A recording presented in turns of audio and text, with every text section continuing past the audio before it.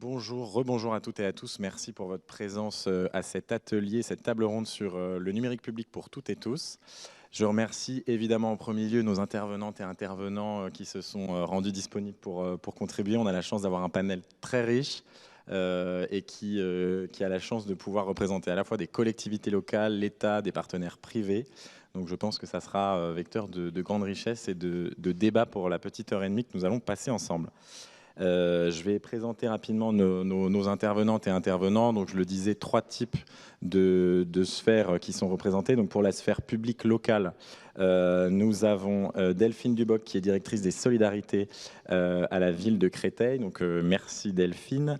Nous devions avoir Julia Deuil, qui devait nous faire un retour sur l'expérience du kiosque à Alfortville et qui malheureusement souffre du Covid. Donc, nous l'excusons, mais nous avons la chance de pouvoir compter sur Elena Darruy, qui est donc responsable des médiathèques du territoire Grand Paris Sud-Est Avenir, qui a mis en place des politiques d'inclusion numérique au sein des médiathèques. Et puis également, nous pouvons compter sur le retour d'Estelle Rousseau, qui est responsable de la microfolie de la communauté d'agglomération Melun-Val-de-Seine. Donc merci, vous allez nous faire un retour très intéressant sur ce sujet aussi. Pour l'État, je salue la présence de Marine Boudot, donc, qui est chef du pôle design des services numériques à la DINUM. Donc, merci pour ta présence. Pour le partenaire que représente la Caisse des dépôts et consignations, donc Jeanne Carès-de-Boc, merci également de votre présence. Et puis Frédéric Avard, vous êtes directeur des projets innovants chez Orange. Merci également. Alors, peut-être pour introduire très rapidement cette table ronde, et je ne serai pas très long parce que je souhaite qu'on puisse laisser la parole à nos intervenantes et intervenants et au débat. Peut-être 3 chiffres pour introduire ce sujet qui est d'autant plus d'actualité que vous avez peut-être entendu ce matin sur France Inter la défenseur des droits parler de ce sujet qui est majeur de l'accessibilité aux services publics numériques, aux services publics dématérialisés. Avec un rapport qui est assez marquant sur ce sujet en termes d'exclusion et de risque d'exclusion des services publics. 25% des Français aujourd'hui sont exclus du numérique, ça c'est une étude Compass de 2018. Et ce qui est encore plus intéressant, c'est d'aller regarder qui dans ces 25%, quelles sont les populations, les franges de population qui sont exclues. On a évidemment un frein générationnel puisque 40% des seniors sont exclus du numérique, mais on a encore plus, de façon encore plus prégnante, un frein et un biais social et sociologique puisque 46% des non-diplômés sont aujourd'hui exclus du numérique. Donc voilà, c'est ces 3 chiffres avec lesquels je voulais entamer peut-être cette discussion entre nous, puisqu'en fait, ils montrent bien justement le risque, les risques multifactoriels d'ailleurs, d'exclusion face aux services publics numériques, dont on sait qu'aujourd'hui ils deviennent la norme, voire parfois l'unique possibilité d'accéder aux services publics, ce qui peut évidemment être un sujet. Donc ce que je vous propose peut-être, c'est de thématiser nos interventions et nos débats autour de 3 problématiques, 3 questions qu'on peut se poser sur ce sujet. D'abord, comment éviter que la transformation numérique des politiques publiques représente un facteur d'exclusion des publics dans l'accès justement aux services publics. Donc là, je laisserai dans un premier temps la parole à nos collègues des collectivités locales pour nous faire aussi leur retour d'expérience de ce qui peut être mis en place sur le terrain en lien avec les élus locaux dans les projets municipaux et intercommunaux pour justement favoriser l'accès de tous les publics aux services publics, qu'ils soient dématérialisés ou non d'ailleurs. Un deuxième questionnement qui pourrait être comment faire du numérique une opportunité pour renforcer l'accessibilité et la qualité d'un service public pour tous. Là, on se tournera plus vers l'expérience de Marine à la DINUM avec peut-être une vision un peu plus nationale, plus macro, également en lien avec les enjeux européens. Ça nous permettra de nous décentrer un petit peu. Et puis, un troisième questionnement sur la façon dont on peut créer les partenariats et favoriser les leviers, qu'on soit acteurs publics ou privés, pour renforcer les politiques publiques d'inclusion numérique. Et donc là, je me tournerai vers nos partenaires d'Orange et de la Caisse des dépôts qui nous feront aussi un retour d'expérience sur ce sujet-là. Voilà, j'ai déjà trop parlé. Je vais laisser la parole très rapidement du coup à Delphine Duboc qui va nous présenter du coup son projet d'insertion et d'inclusion numérique par l'insertion au sein des services sociaux de la ville de Créteil. Je te laisse la parole, Delphine. C'est bon ça? Oui, c'est bon, ça fonctionne. Donc, bonjour à tous, Delphine Duboc, donc directrice des solidarités. Donc, je m'occupe sur le CCAS de Créteil du service prévention santé et de 2 services à vocation sociale, le service insertion qui s'occupe des bénéficiaires du RSA et puis le service des prestations sociales, donc largement représenté aujourd'hui, qui s'occupe donc de tout ce qui concerne les aides facultatives, mais finalement l'accueil social en général pour le CCAS de Créteil. À mon arrivée en 2020, effectivement, tout ce qui concernait la dématérialisation des services, on va dire que mes équipes étaient un peu passées à côté. Donc la dématérialisation était passée tranquillement. Par contre, très clairement, ce qui a fait écho à la demande des agents quand je suis arrivée, c'était effectivement cette question de répondre aux besoins des usagers pour proposer des services et les aider en fait sur la question des démarches administratives en général sur une ressource numérique quelle qu'elle soit. Donc du coup on a commencé à travailler avec les équipes sur un projet qui en fait finalement est venu se greffer un peu en miroir sur ce qu'on a aussi mis en place pour les équipes, parce que les agents c'est aussi j'ai envie de dire comme la vie quotidienne, tout le monde a des niveaux très différents, des approches très différentes, des utilisations très différentes du numérique. Et du coup, tout le monde n'est pas spécialement forcément à l'aise avec toutes les démarches, avec toutes les thématiques à aborder sur ces questions-là.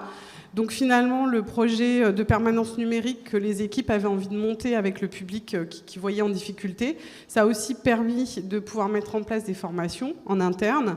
Donc on a vraiment essayé de travailler sur... Alors on a fait plein de formations. On a fait des formations avec l'association ici, on a fait des formations avec Emmaüs Connect. Et puis après, on est rentré aussi dans une démarche pour être labellisé dans Connect.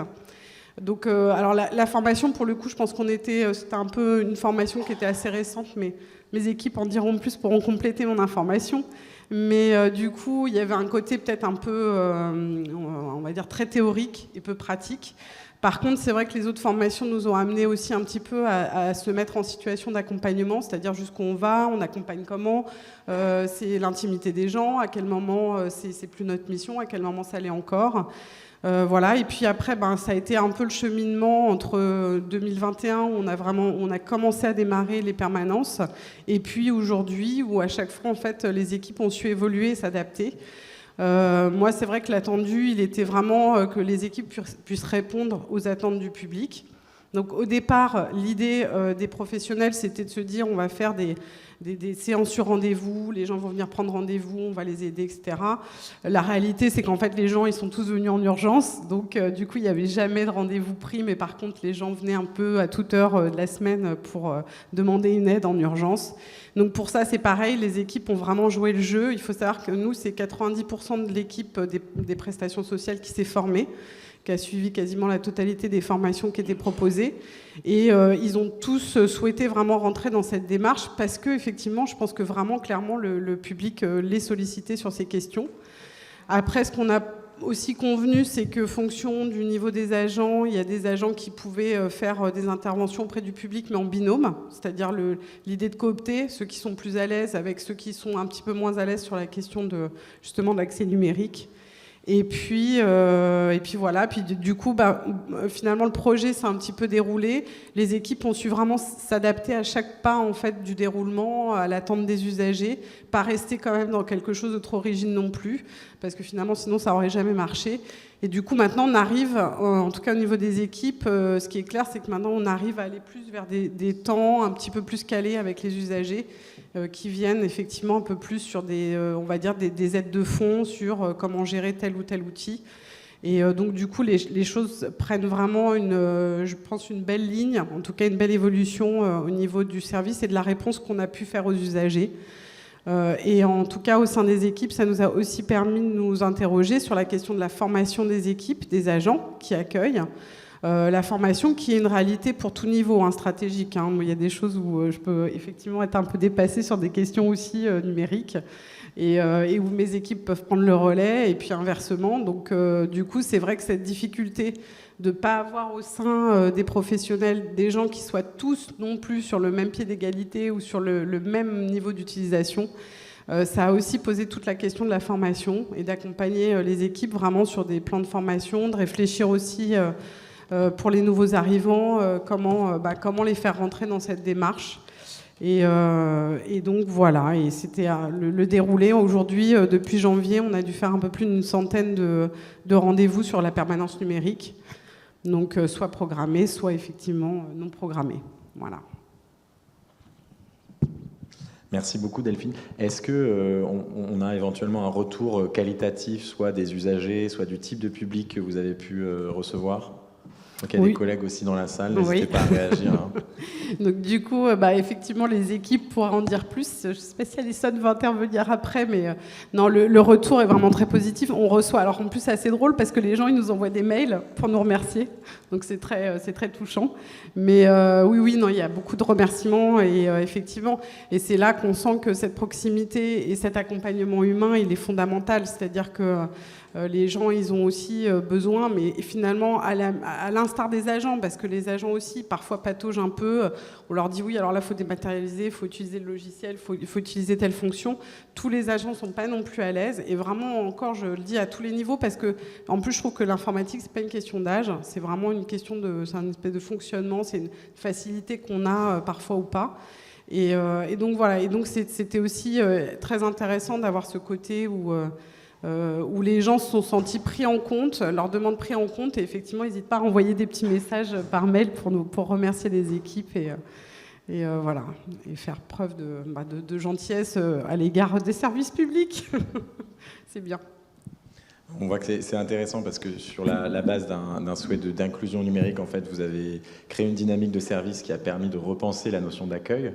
Est-ce que, en travaillant les questions justement numériques et la formation de vos agents, vous avez pu développer, y compris sur les savoir-faire et la politique publique que vous déployez, est-ce qu'il y a eu des nouvelles idées, est-ce qu'il y a eu des nouvelles difficultés qui sont apparues, est-ce que vous avez développé des choses en termes de services publics rendus, est-ce qu'il y a des choses dont vous n'étiez pas aperçues qui seraient apparues à travers ce projet-là? Nous, la difficulté, surtout au niveau de la lecture des équipes, du travail des équipes auprès du public, c'est que c'est vrai qu'on avait peu développé l'utilisation de nos logiciels métiers. Donc la difficulté, c'est qu'à chaque fois, on est toujours dans un ressenti très empirique, c'est-à-dire que les agents, ils ont l'impression qu'il y a telle demande, l'impression qu'il y a tel besoin, mais c'est vrai qu'on avait beaucoup de mal finalement à le chiffrer, à le qualifier, à le quantifier. Donc du coup, le développement aussi en parallèle de ces projets qu'on a développés avec l'équipe, ça a vraiment permis de mettre à chaque fois en miroir finalement l'accès à la numérisation pour le public, mais aussi l'accès pour les agents à des outils de travail qui facilitent le quotidien. Là, on est surtout aussi sur le principe de se dire, finalement, voilà, sur l'équipe des prestations, ils ont tous finalement le label Aidant Connect. Donc là, du coup, le projet, c'est effectivement de passer sur ce label-là aussi au niveau du service insertion. Donc effectivement, de pouvoir aussi amener comme ça un espèce de cadre, des garanties, parce que en tant que service public, effectivement, on est quand même aussi tenu à faire attention au contenu, à ce qu'on fait, comme on le fait. Et du coup, ça permet aussi à chaque fois de réinterroger les équipes sur ce qu'on fait, pourquoi on le fait. Merci beaucoup. Alors, je ne l'ai pas dit en introduction, j'aurais dû. Ce qu'on vous propose, c'est un format un peu de tac au tac, ce que moi j'appelle tac au tac, c'est-à-dire après chaque intervention, on vous propose de réagir de façon assez synthétique. On va prendre une ou deux réactions un peu directes, soit en contradiction, soit pour alimenter ce qui vient d'être dit, soit pour illustrer ce qui vient d'être dit au travers de ce que vous percevez ou ce que vous connaissez de par vos approches personnelles ou professionnelles. Donc je lance le tac au tac sur l'intervention de Delphine Duboc. Je ne sais pas si on peut peut-être faire passer un micro dans la salle. On en a un chez Omar là-bas.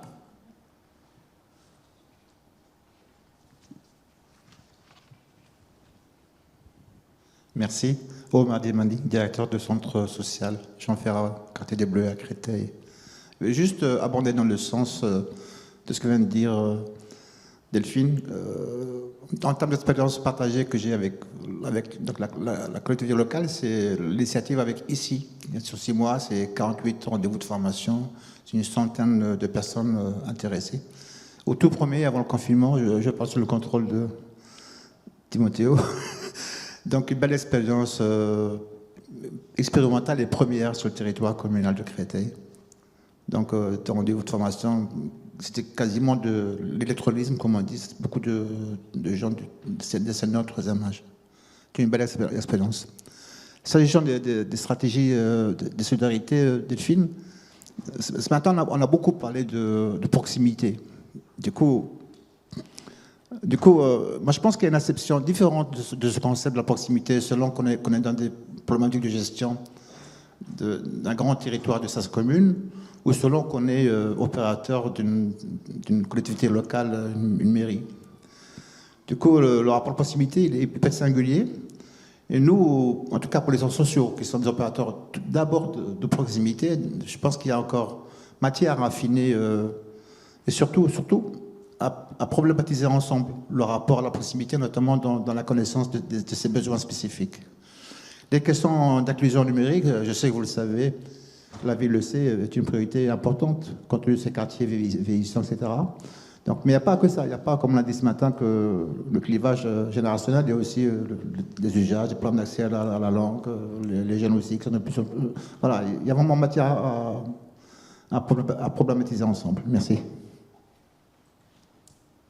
Merci beaucoup, Omar. Est-ce qu'il y a d'autres, juste un autre tac au tac rapide ? Non, très bien. Alors, sur la base de ce retour d'expérience qui montre bien que, qui montre le travail que vous avez fait sur la question des publics et de l'offre, en fait, le développement d'une nouvelle offre de services publics d'inclusion numérique qui est liée à l'expertise sociale que vous avez. Je vais faire le parallèle avec l'intervention d'Hélène Adarui, responsable des médiathèques de GPSEA, qui a, aussi dans sa politique publique, mis en place une offre d'inclusion numérique très large. Donc je vous laisse la parole, Hélène. Merci. Je vais partager la réponse avec ma collègue Alice Dricourt qui dirige les médiathèques de Sucy, puisqu'à GPSEA, on est 16 villes et autant de médiathèques et autant de contextes différents, d'habitants différents et de choix d'offres différentes en fonction de ce que les habitants nous adressaient. Donc, à l'origine, les médiathèques, c'est assez naturel de s'intéresser au numérique. On est un outil, une politique publique de socialisation à la culture.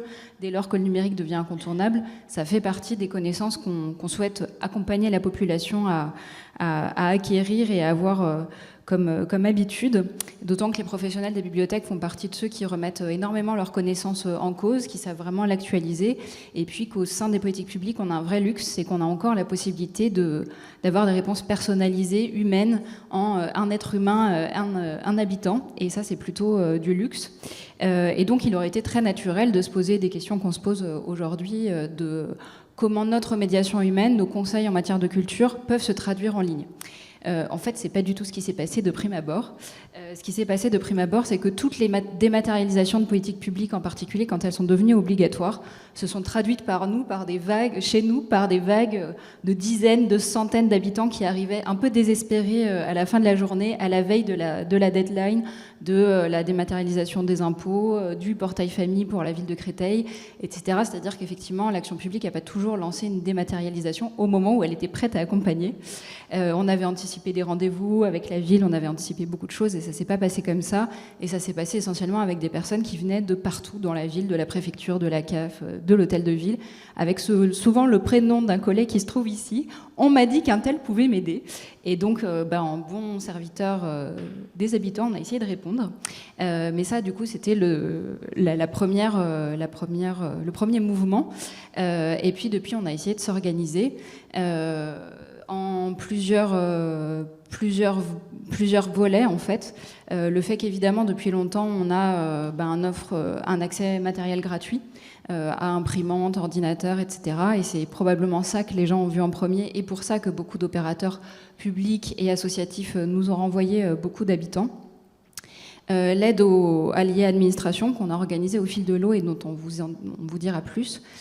Une dimension qui pour nous est importante et peut-être notre principale plus-value parmi les acteurs publics, l'acculturation à la culture numérique, à la culture web, comment on vit sa culture en ligne, toutes les nouvelles possibilités, comment on s'informe en ligne et on évite d'être tout à fait désinformé, comment on vit des nouvelles formes de créativité grâce au numérique, comment on comprend les enjeux du monde numérique, ce que nous on appelle une culture critique du numérique. Le lien avec les startups qui inventent beaucoup de choses, qui sont souvent soutenues par l'action publique, mais qui rencontrent assez rarement finalement la population, le public, y compris de quartiers prioritaires. Et puis une éducation aux écrans, ce qu'on a appelé un peu la parentalité numérique, comment le cerveau, les écrans et l'éducation, tout ça peut fonctionner ensemble. Et puis la dernière partie qui est une partie où pour le coup on a vraiment changé de métier, c'est une partie de formation, donc d'ateliers basiques de savoir-faire à initiation à ce qu'est tout le monde du numérique, de métiers qui sont plus ouverts, notamment parce qu'en fait ils nécessitent moins de capital culturel que bien d'autres métiers, donc c'est des vraies niches de mobilité sociale, ce qui pour nous en quartier prioritaire est très important, mais aussi des micro-certifications, des MOOC, beaucoup de choses auxquelles on peut tenter de donner accès. On va peut-être commencer par l'e-administration, si tu veux partager avec nous, Alice, ton expérience à Sucy.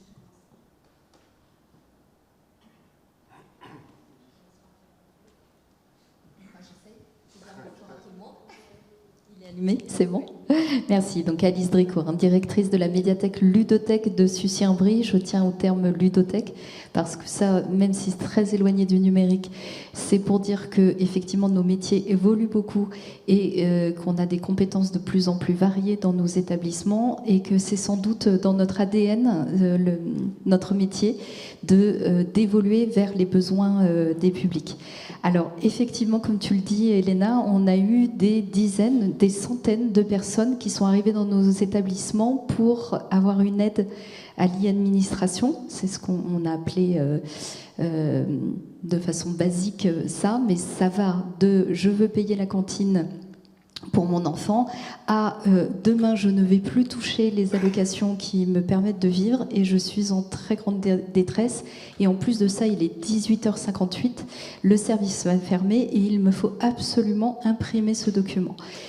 Jason Bardot à ma droite ainsi que Isabelle Villeneuve à la droite de Jason sont là pour répondre puisque les médiathèques sont ouvertes pour ça aussi et que les personnes repartent avec une réponse, voire un document.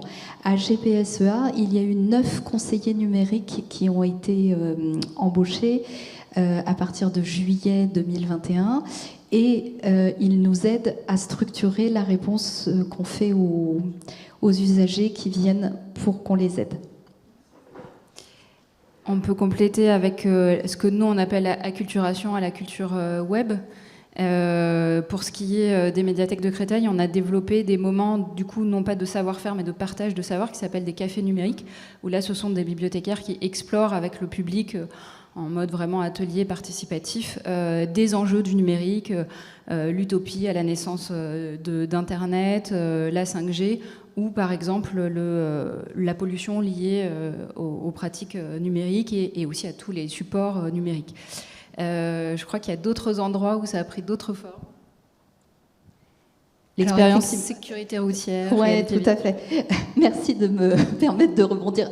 Je tiens à préciser qu'Elena et moi avons préparé 10 minutes avant cette intervention. Et que du coup les raccords sont pas tout à fait au point. Par contre, je suis tout à fait à même de vous parler de X-Road, qui est une start-up sur la ville de Sucy, qui s'est approchée de nous pour mettre en place un atelier particulièrement innovant avec des casques VR que nous possédons et qui ont permis à des jeunes lycéens de la 3e à la terminale d'être en situation de danger sur la route et de débriefer avec des spécialistes, une psychologue, pour se rendre compte de ce qu'ils faisaient. Et nous avons trouvé que nous étions particulièrement dans notre rôle d'être en mesure de proposer cet atelier et de travailler avec une start-up privée qui nous a permis de faire cet atelier. D'une manière générale, on apprend beaucoup de ce qui s'invente dans les edutech, les civic tech et puis toutes les startups autour de la culture. On est un terrain d'expérimentation pour eux, on apprend énormément à leur contact. Et dans certains lieux, par exemple dans le quartier du Palais, où on a ouvert il y a peu de temps une médiathèque ludothèque, atelier numérique un peu Fab Lab, on a décidé de prendre des raccourcis, c'est-à-dire qu'on était face à une population qui n'avait pas beaucoup d'accès à un ordinateur public dans leur quartier, mais de leur faire découvrir tout de suite ce qu'il y a de plus intéressant dans l'innovation autour de la culture et d'aller directement inviter des startups qui éduquent à la robotique, qui éduquent à qui montrent un petit peu le côté magique aussi. Par exemple, il y a beaucoup de films, y compris développés par France Télévisions en réalité virtuelle. Et ça, pour des gens qui ont des a priori plutôt très négatifs à l'égard du numérique, c'est bien de commencer par ce qui est tout de suite intuitif, magique, quitte à ensuite pouvoir les récupérer sur des connaissances de base. Je pense qu'on en parlera tout à l'heure avec la microfolie. Mais ça, c'est un côté qui désamorce beaucoup les angoisses à l'égard du numérique. Et puis, il y a l'aide à la parentalité et à globalement comment je résiste à ces écrans qui sont faits pour me rendre complètement addict. Et donc là, par exemple, on a invité une start-up qui s'appelle Coloris et qui initie les 3-6 ans à du codage sans aucun écran. Donc comprendre comment fonctionne le code, etc. Avec des jeux, avec un peu de mathématiques de base. Mais ça, c'est aussi quelque chose qu'on a envie de développer, de donner tout de suite qu'il y ait une osmose entre ce qui peut se passer dans certains salons parisiens autour de l'innovation et de mettre notre population, nos habitants en contact directement avec ça, quitte à se dire que en fait, c'était un test pas satisfaisant et qu'on ne garde pas cette solution, ou est-ce qu'elle rentre dans la culture de l'ensemble du territoire une fois qu'une des médiathèques l'a testée et qu'on a vu que le public était au rendez-vous et que la qualité culturelle aussi. La dimension formation. Alors effectivement, nous sommes devenus en plus d'Aidant Connect, en plus de ludothécaires, en plus de, bien sûr, acquéreurs de films et de livres, nous sommes venus formateurs. Nous offrons des ateliers à qui veut sur le territoire pour prendre en main les outils numériques. Donc ça veut dire vraiment comment fonctionne la souris, comment je me sers d'un ordinateur, jusqu'à des découvertes de logiciels libres, parce que notre rôle aussi, c'est de ne pas être attaché à une société en particulier, surtout si elle est américaine et qu'elle s'appelle Google. Et on fait découvrir des logiciels qui permettent, par exemple, d'aménager son intérieur ou son bureau avec des choses très pratiques qui permettent tout de suite de savoir où on en est. On donne aussi à travers le site internet, le portail des médiathèques, Tout apprendre. C'est une plateforme qui permet d'avoir accès à des révisions du code de la route tout à fait gratuitement, jusqu'à apprendre Word, Excel. Tout abonné aux médiathèques du réseau GPSEA a accès à ces outils en ligne, à ces MOOC qui peuvent vous permettre vraiment de progresser dans vos savoirs. Voilà, tout un monde qui peut accompagner le renouvellement des compétences, mais dont on considère que c'est notre mission de le partager auprès du grand public et de les faire un peu plus connaître, les MOOC, les micro-certifications, etc. Et puis pour finir, on voulait soulever quelques enjeux partagés avec vous. Le premier, c'est peut-être qui fait quoi dans cette transformation ? Alors, on s'est très vite aperçu, pour pouvoir répondre à toutes les questions, que chacun donnait le maximum de lui-même dans tous les services. Madame, vous évoquiez, Delphine Duboc, vous évoquiez votre envie de répondre à chaque question. Je crois qu'on a vraiment tous fait ça, même avant la crise sanitaire. Et on s'est aperçu qu'il y avait un besoin d'être autour de la table avec les services de la ville, le GPSEA et même l'EDS, l'espace des solidarités du département, pour répartir nos rôles ou du moins mieux renseigner les personnes, parce qu'il est arrivé que des usagers reviennent de la mairie alors qu'on leur a dit d'aller à la médiathèque pour avoir un renseignement. On s'aperçoit que ça relève du champ social et nous-mêmes donnons les coordonnées du CCAS. Les personnes, au bout d'un moment, sont un petit peu agacées par tout ça et on a tout intérêt à savoir comment mieux les renseigner. C'est une vraie question de qualité de la réponse publique, quel que soit l'acteur. Et pour le coup, le pass numérique à Créteil a été un grand espoir pour nous, que tous les acteurs se mettent autour de la table, s'organisent, montent en compétences et partagent peut-être leur retour d'expérience, de ce qui a fonctionné ou pas, et qu'on soit en mesure de bien orienter les usagers pour ne pas arriver à des niveaux de désespoir. Peut-être on a encore des choses à parfaire dans le cadre de ce pass, mais au moins l'intuition qu'on est un réseau d'acteurs qui doit être complémentaire était tout à fait intéressante. Un autre enjeu, c'est le quand, c'est-à-dire que même dans le cadre du pass numérique, on a continué à se dire les gens vont venir à des ateliers pour se former, devenir autonomes. Oui, ça c'est notre espoir d'acteurs publics. La réalité, c'est souvent 18h55, je dois imprimer ça pour mon entretien demain matin, et que il faut aussi savoir s'organiser de manière agile avec la demande qui arrive au dernier moment et de manière non anticipée. Et donc savoir acter que la question des rendez-vous ne peut pas suffire et qu'il ne faut plus penser maintenant de dispositifs publics uniquement sur le rendez-vous. L'enjeu d'hybridation publique-privée, on a vu que dans le cadre du pass numérique, c'était une vraie difficulté pour les structures publiques d'encaisser l'échec, alors que je pense qu'un des enjeux, c'est de décompter. Mais donc on a tous essayé de contourner, on s'est tous torturé le cerveau pendant pas mal de semaines pour savoir comment ça pouvait fonctionner avec un modèle d'acteur public, de service public gratuit qui propose cette offre gratuitement. Et puis plus globalement, quand on collabore avec les startups, on a énormément de freins de marché public, de freins de payer en ligne, de freins de sécurité informatique. Et ça aussi, il faut qu'on apprenne en back-office à être un peu plus agile et se détendre parfois quand on est sur des expérimentations qui ne vont pas nécessairement durer 2 ans et impliquer 3 millions d'euros. Voilà, pour apprendre réciproquement, il faut aussi que ces startups apprennent, parce que bien souvent, on était les premiers acteurs publics à les approcher. Et donc, ça veut dire qu'eux ont dû réfléchir sur leur modèle économique. Qu'est-ce que ça veut dire pour une collectivité? Comment on fait? Comment on l'adapte? Mais ça veut dire que nous aussi, on est capable de les rencontrer au milieu et de faire ce chemin-là. Et puis, une dernière dimension qui est un peu un appel à ceux qui étaient là tout à l'heure, de producteurs de connaissances. Assez souvent, on rencontre des personnes, dont je ne dirai pas l'âge, qui sont extrêmement réticentes au principe même de ce qui se passe dans le monde numérique.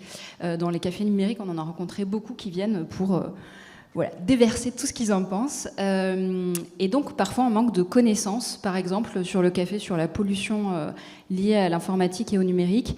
Eh bien, on était capable de leur dire combien coûte un câble transatlantique, combien coûte, à quel moment un ordinateur coûte cher, est-ce que c'est dans son fonctionnement, sa fabrication, etc. Mais on n'était pas capable de comparer une réunion en visio avec une réunion où on fait 50 km. Et ça, ces éléments, on n'est pas des créateurs de connaissances, on ne peut que acculturer la population à ça. Mais ça, c'est des données qui seraient vraiment importantes pour détendre la population vis-à-vis de ces nouvelles formes de vie et d'interrelation. Merci beaucoup, Elena, Alice. C'était très très riche. Est-ce qu'il y a un petit tac au tac ou deux peut-être? J'imagine que ça fait réagir. Non, bon, on va poursuivre. Je pense que ce qui est vraiment intéressant dans votre témoignage, c'est qu'on voit la difficulté et un peu le challenge de placer le curseur entre répondre à un besoin très direct qui fait que vous arrivez à capter ces publics-là et les intéresser à des sujets qui sont absolument nécessaires, même parfois de survie, et en même temps comment on arrive à construire une offre et à structurer une offre, la qualifier de façon performante et lisible pour les usagers, pour qu'eux aussi puissent s'y retrouver, vous le disiez Alice, dans ce magma et de ce qui aujourd'hui est bien loin d'être un parcours usager ou un parcours numérique usager qu'on pourrait tous souhaiter théoriquement. On voit bien que le curseur, il est quand même compliqué à placer entre les deux. Mais il a quand même un peu évolué entre ce qui se passait il y a 4-5 ans et ce qui se passe maintenant, que d'autres acteurs qui sont bien plus compétents que nous sur des démarches administratives, des démarches sociales, ont su s'organiser, monter en compétences, parce que certains collègues se sont retrouvés en situation de devenir des experts de la CAF, des procédures Pôle emploi, des procédures d'impôt. Enfin, voilà, très très loin dans d'autres métiers qui ne sont pas les nôtres et où on n'est vraiment pas les mieux placés. Donc on a quand même senti l'arrivée des conseillers numériques, la montée en compétences des spécialistes de la question, et ça devrait nous aider un petit peu à ce que chacun se repositionne bien et soit dans sa plus-value particulière. Merci beaucoup pour votre témoignage. Donc on voit que l'offre que vous avez structurée, quelque part, c'est une offre qui s'adapte, qui est très adaptable aux besoins des usagers et qui relève presque de l'aller vers, même si vous êtes dans des lieux en dur, on est presque dans de l'aller vers, et ça fait le lien justement avec l'expérience de la microfolie qu'Estelle Rousseau va pouvoir nous partager maintenant. Je vous passe. Merci. Oui, bonjour, merci. Merci de m'avoir invité. Certainement que quelques-uns d'entre vous ont pu tester la microfolie qui est présente juste à l'entrée. Le kit mobile qui est présenté est proposé par la Villette. Il a été conçu sur une inspiration de la microfolie Melun-Val-de-Seine, donc que je représente aujourd'hui, en tant que chef de projet politique de la ville.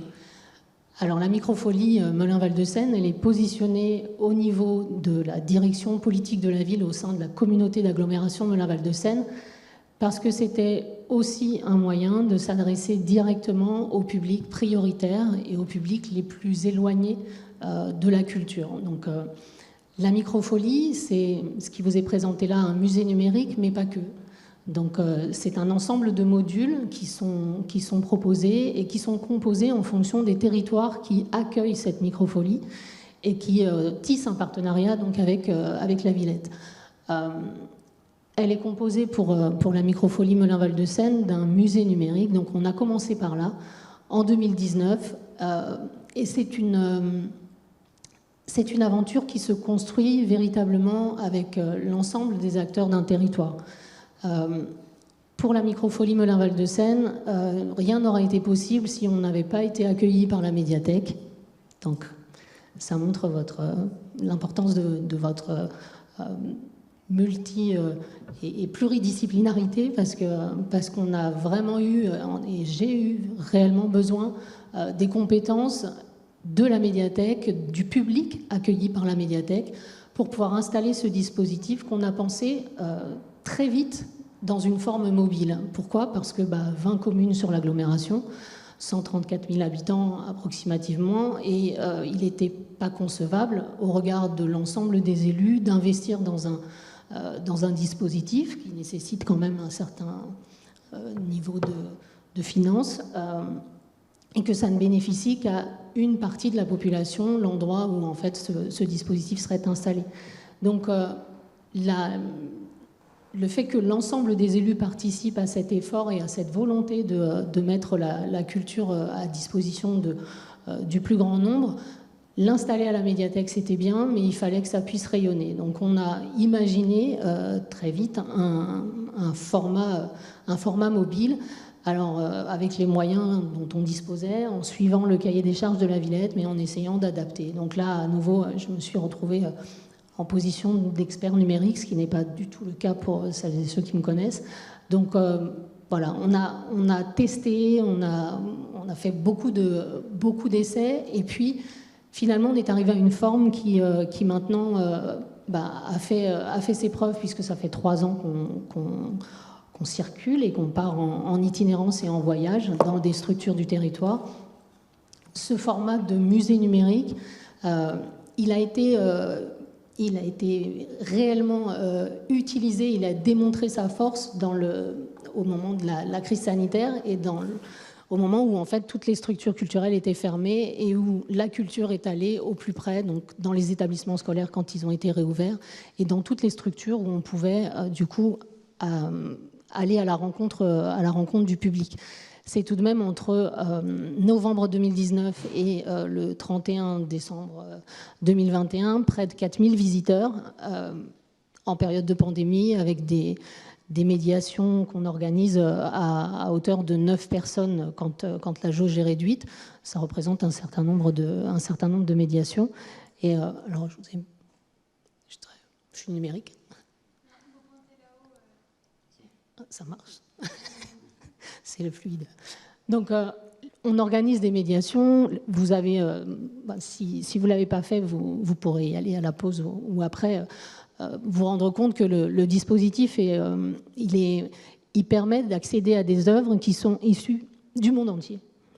Donc, c'est pas juste l'accès au musée, c'est l'accès aussi à l'art dans toutes ses formes d'expression. Et l'accueil de public, du coup, de tous les publics, parce qu'on accueille autant des scolaires que des publics en visite libre, et que des publics ayant des difficultés d'accès, des publics porteurs de handicap. Voilà. Donc on adapte les médiations, et là c'est une difficulté qui apparaît, c'est que il faut du personnel, et il faut des personnes qui soient en mesure d'animer cet outil, parce qu'un musée numérique, c'est pas juste on appuie sur le bouton et ça fonctionne. Ça peut, mais c'est pas que ça. Et c'est justement, je vous rejoins dans le côté humain, la nécessité d'être en relation, parce que la médiation, c'est bien de faire le lien entre le public et les œuvres d'art. Donc, c'est pas la microfolie, c'est un outil mis au service des territoires, mais c'est un outil riche et qui s'enrichit encore plus des personnes qui la fréquentent. Donc pour notre part, on a donc développé ce musée numérique et on est en cours de développement d'un Fab Lab, mais là encore d'un Fab Lab qui prend une forme un peu particulière. C'est un Fab Lab cinéma, donc on s'est équipé d'outils pour pouvoir permettre au public de réaliser des films et de retravailler sur des films d'enfance, des photos d'enfance. Et là, on a une multitude de possibilités d'ateliers, y compris avec les casques à réalité virtuelle, qui font partie du dispositif et qui, effectivement, je vous rejoins dans les expériences que vous avez nommées tout à l'heure. Ces casques, en fait, le principe du Fab Lab, c'est d'avoir un outil qui nous permette d'alimenter et le musée numérique et les casques à réalité virtuelle, donc d'être quasiment en auto... on s'alimente, quoi, mais on a aussi du coup des partenariats avec Arte Vidéo, voilà, qui alimentent notre contenu. Ces contenus, ils peuvent être utilisés autant à des fins purement culturelles, donc de découvrir soit un musée avant d'y aller, soit à l'issue d'une visite au musée, de revenir sur des œuvres, mais ça peut aussi être travaillé au travers de l'insertion professionnelle et la découverte des métiers d'art, mais aussi de toutes sortes de métiers qui apparaissent dans les films avec les casques à réalité virtuelle. C'est un outil qui peut être utilisé au plus fort de l'imagination de chacun. Donc voilà, j'en ai pas encore découvert les limites. Ça fait 3 ans que je le pratique. Et pour ça, effectivement, il a fallu que je me penche un petit peu sur l'aspect numérique, que je sache ce que veut dire un câble RG45, un câble HDMI et les branchements, et me souvenir des mots de passe. Et, enfin voilà, des choses qui sont...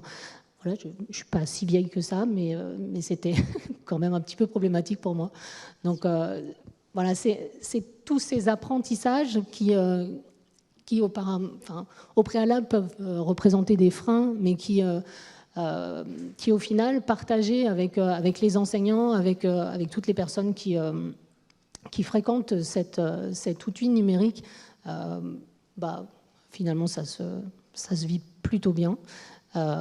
Financièrement, c'est un coût, certes, mais on peut être accompagné. Il y a différents dispositifs qui permettent de financer cet outil. Donc, vous en faites partie, merci. Il y a aussi la possibilité de s'appuyer sur beaucoup de dispositifs présents au cœur des politiques publiques, que ce soit les cités éducatives, les cités de l'emploi, puisqu'on travaille l'insertion par ces outils-là, que ce soit dans le cadre de la politique de la ville, il y a des fonds mobilisables. Donc voilà, c'est avant tout, je pense, une histoire de volonté qu'il faut en avoir, vraiment, une histoire de passion aussi. Voilà. Merci beaucoup Estelle Rousseau. Un tac au tac, je crois, de votre part, Jeanne Carès de Bock.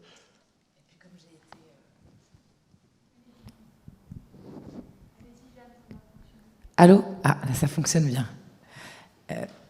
Comme vous m'avez interpellé, je répondrai. Oui, je voulais dire que nous, la Banque des Territoires, dans le cadre du programme Action Cœur de Ville, qui est un programme de l'État qui accompagne la redynamisation de 222 villes moyennes en France, on cofinance effectivement 3 microfolies à Montereau, Pithiviers et Évry. Et je crois que Pithiviers, d'ailleurs, a fait une évaluation de sa microfolie. Et puis, je voulais dire un autre mot, ce qu'on fait aussi dans le cadre de ce programme, la RMN, qui est la Réunion des musées nationaux de France, souhaite, en fait, dans cette idée que le numérique a un rôle dans l'accès à la culture, souhaite diffuser des expositions parisiennes dans d'autres territoires. Typiquement, je ne sais pas si vous avez vu, il y a eu une expo au Grand Palais Pompéi.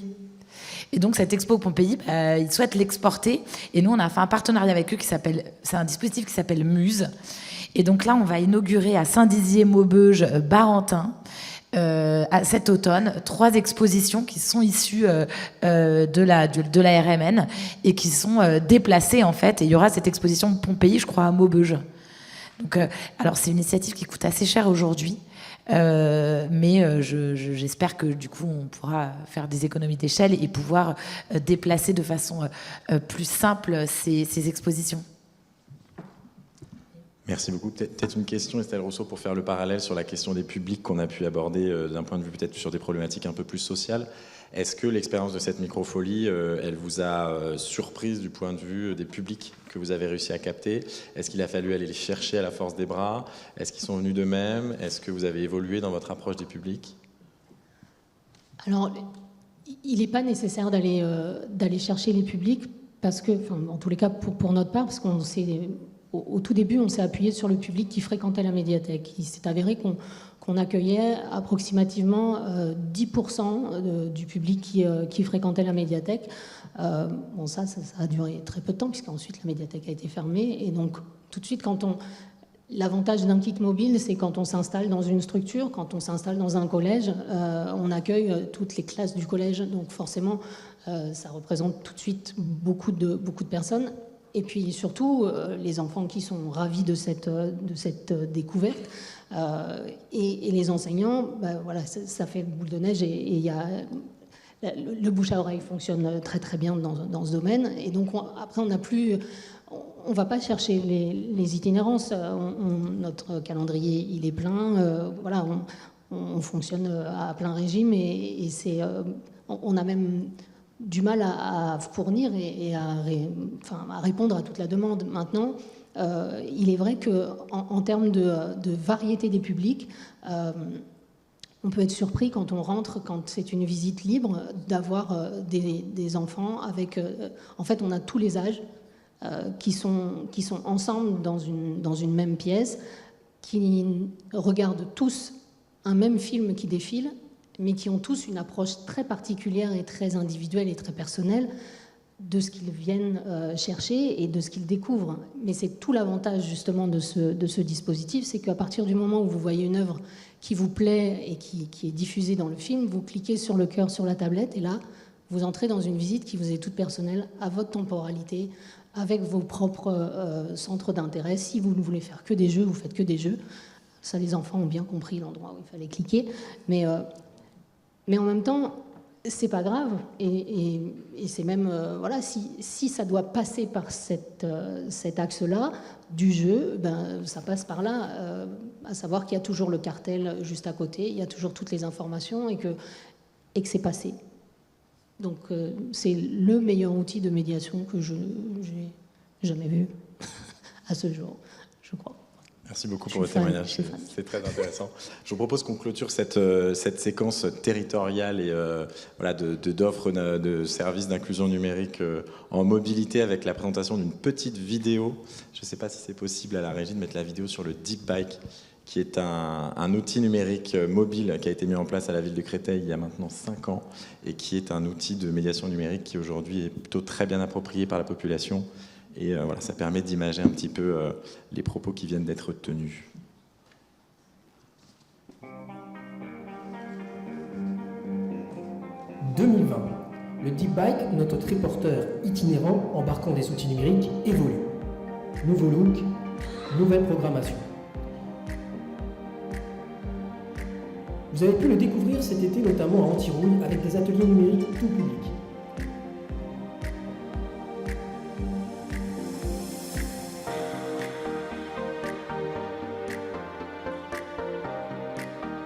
Pour faire face à la demande grandissante dans toute la ville et favoriser l'utilisation et l'appropriation de l'outil numérique, le Deep Bike vous propose des box, ou si vous préférez en français, des malles. C'est une collection de 9 malles, donc organisées en thématiques, qui permet la découverte, l'initiation et le prototypage, c'est-à-dire l'expérimentation, afin d'avoir accès à la culture numérique. Vous y retrouverez Créabox, Custom Box, 3D Box, Electrobox, Mécanobox, Bricolobox, VRbox, Tablettobox, Sonobox. Selon les thématiques choisies, votre box qui se déplie contient le matériel nécessaire à vos attentes, accessible à tous de 7 à 77 ans.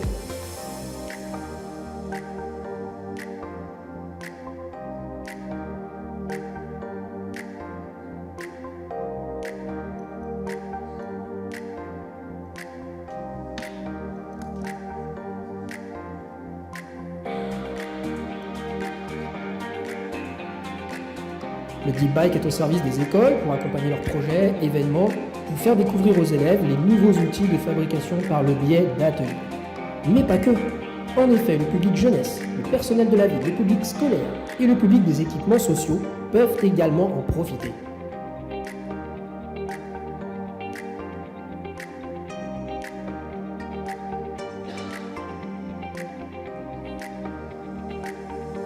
C'est trop bien, c'est ça la nouvelle technologie. En plus de la possibilité d'emprunter les box de Deep Bike, des ateliers avec des médiateurs sont programmés. Cette programmation annuelle est prévue sur 2 ans pour donner le goût de la culture scientifique et technique au service des apprentissages et en lien avec des projets pédagogiques.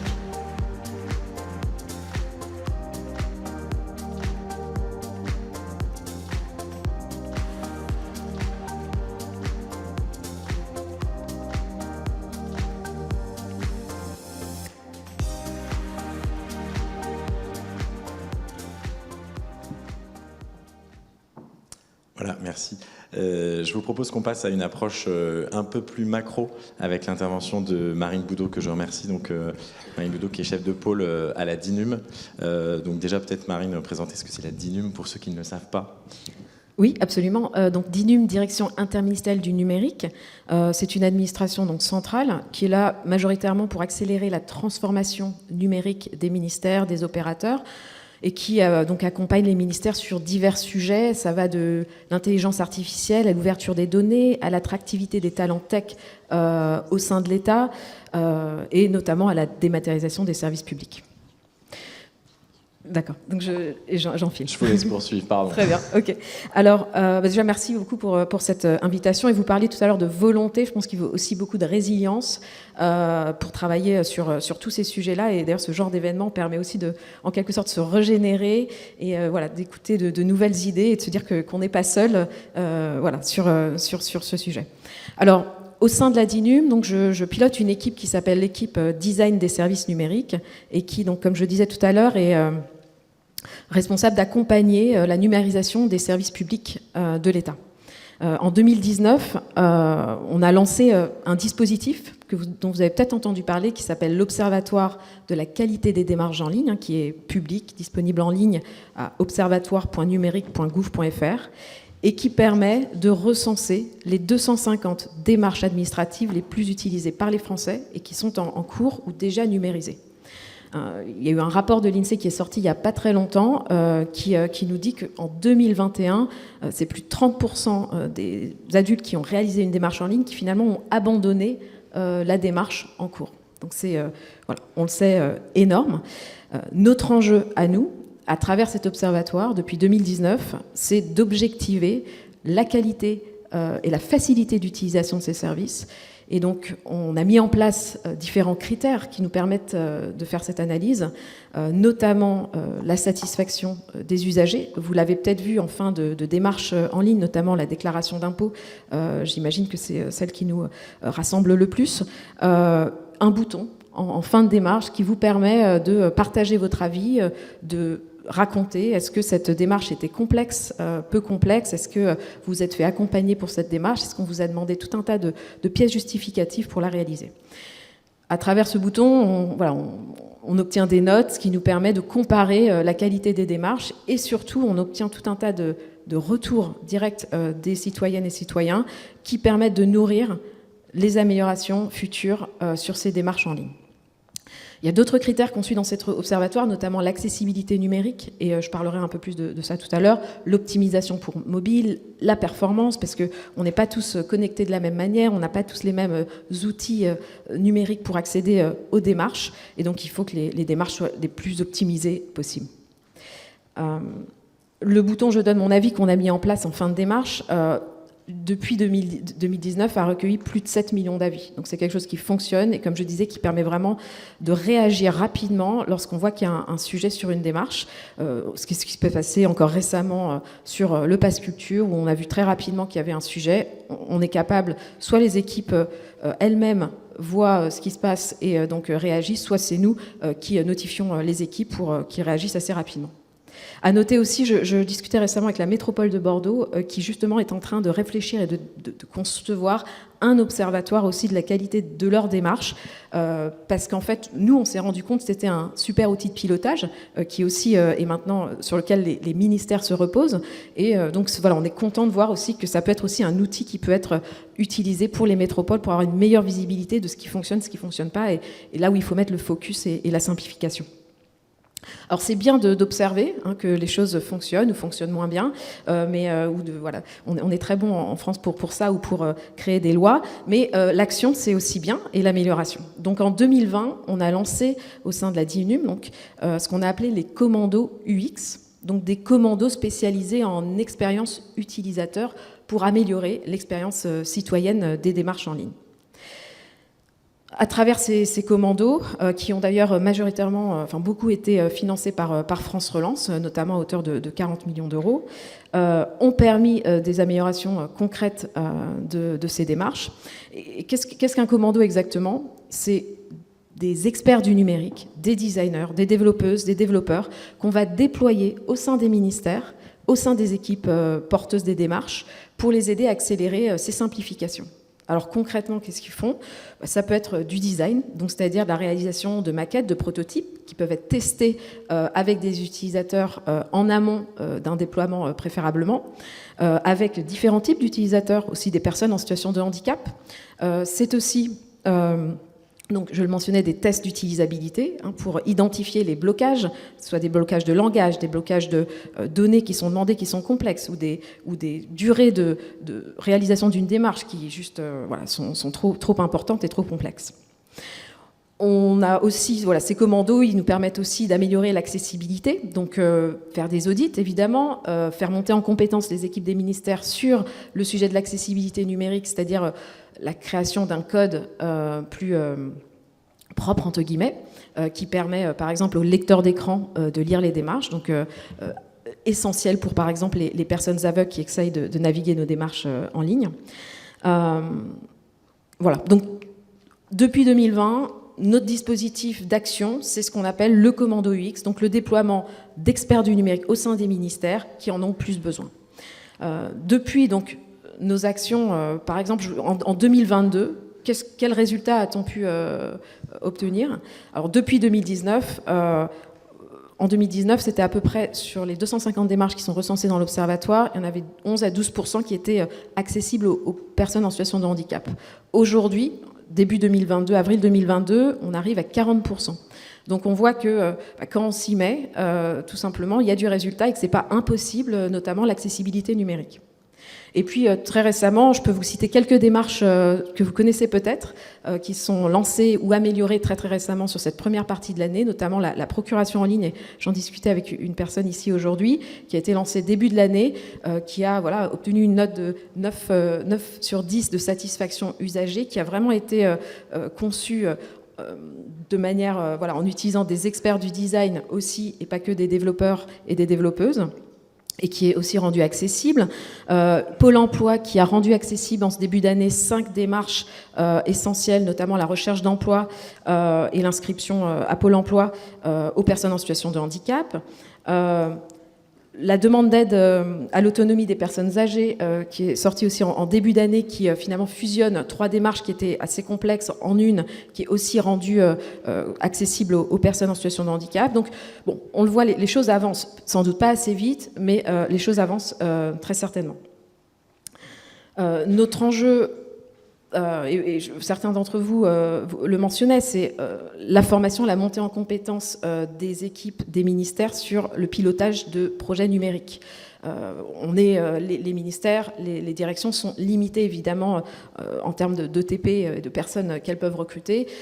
Et donc, ce qu'on essaye de faire, nous, c'est depuis 2021, on a lancé aussi un cycle de formation en ligne, accessible à toutes et tous, en mode amphi, depuis 2021. Et puis depuis 2022, on a aussi lancé des ateliers en plus petits groupes de 15 à 20 personnes, donc sur les sujets du design, de la recherche utilisateur, des tests d'utilisabilité, de l'accessibilité numérique évidemment, de la simplification du langage et de l'éco-conception.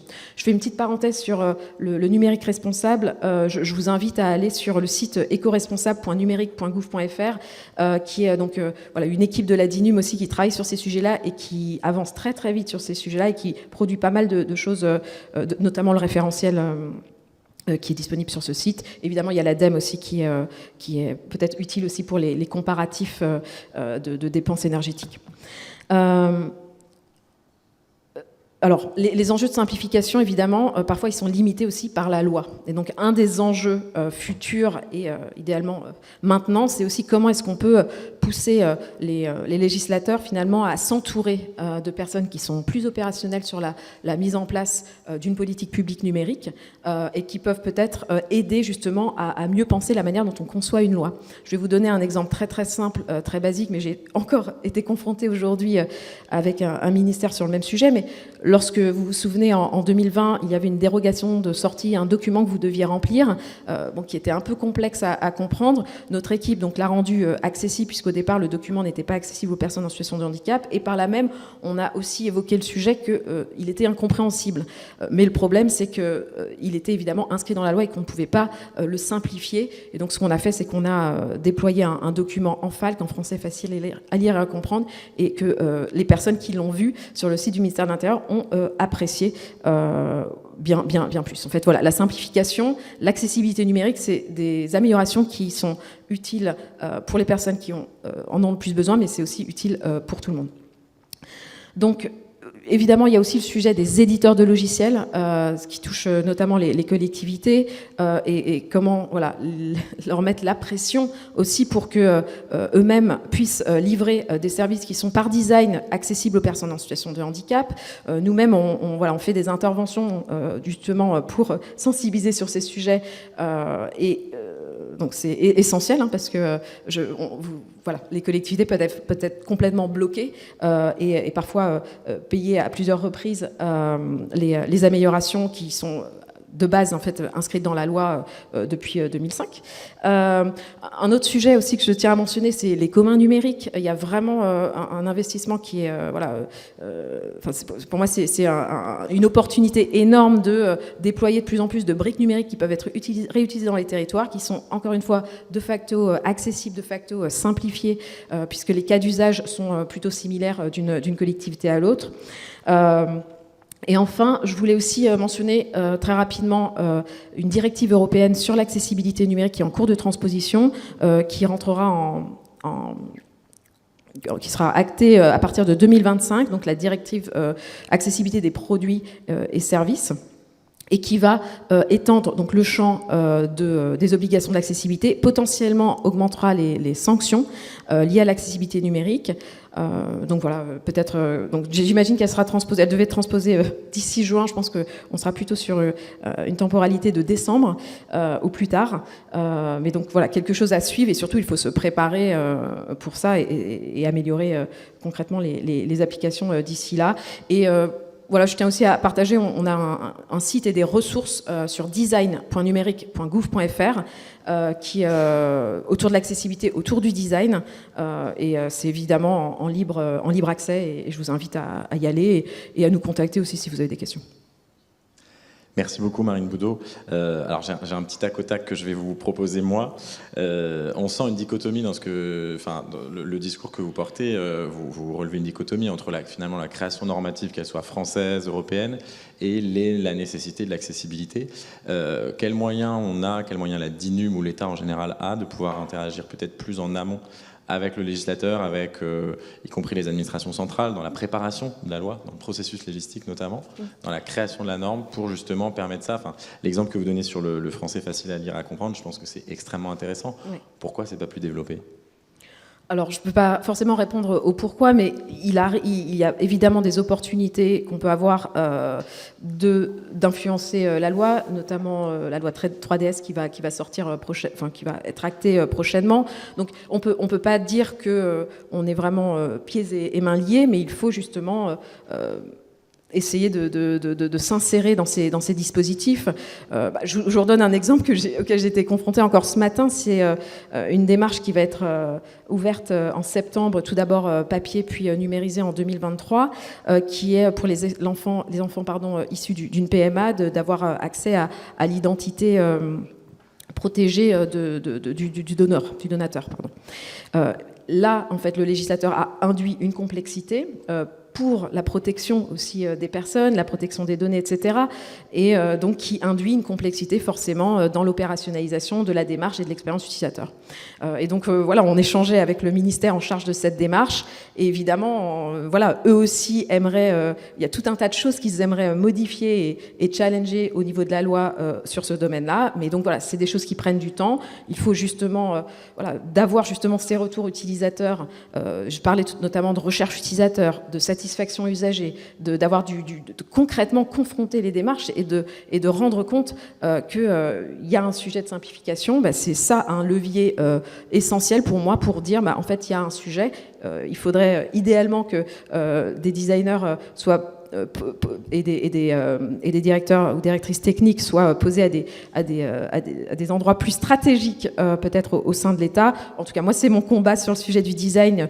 Idéalement, que chaque direction du numérique de l'État ait un directeur ou une directrice du design en son sein pour professionnaliser la filière du numérique et se dire que le numérique, c'est pas une fonction support, c'est bien plus que ça. Et vous parliez tout à l'heure des usages du numérique. Et c'est un vrai sujet et il faut s'en emparer tel quel. Et les entreprises, les géants du numérique ont bien compris ça et savent utiliser notamment les meilleures compétences pour justement peut-être créer de l'addiction. Et donc voilà, à nous de nous emparer aussi de ces compétences pour créer peut-être du plaisir ou au moins de la simplification, moins de violence dans ce que peut être un service public pour une personne qui l'utilise. Merci beaucoup. Est-ce qu'il y a un autre tac au tac? Oui, j'en vois un là-bas, si le micro peut circuler. Merci.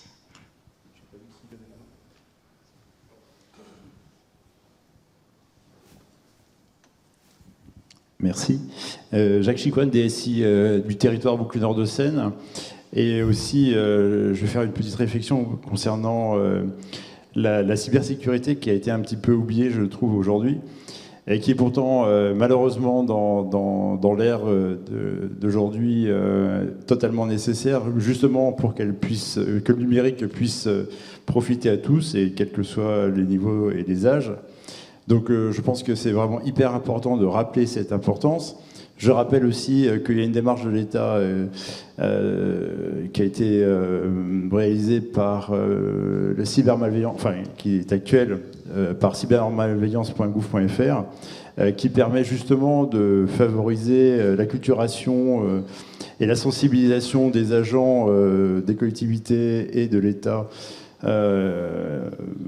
à cette nécessité de prendre en compte la cybersécurité dans son quotidien, notamment sur la gestion des mots de passe, etc. Voilà, c'est un petit rappel que la cybersécurité fait aussi partie de la culture.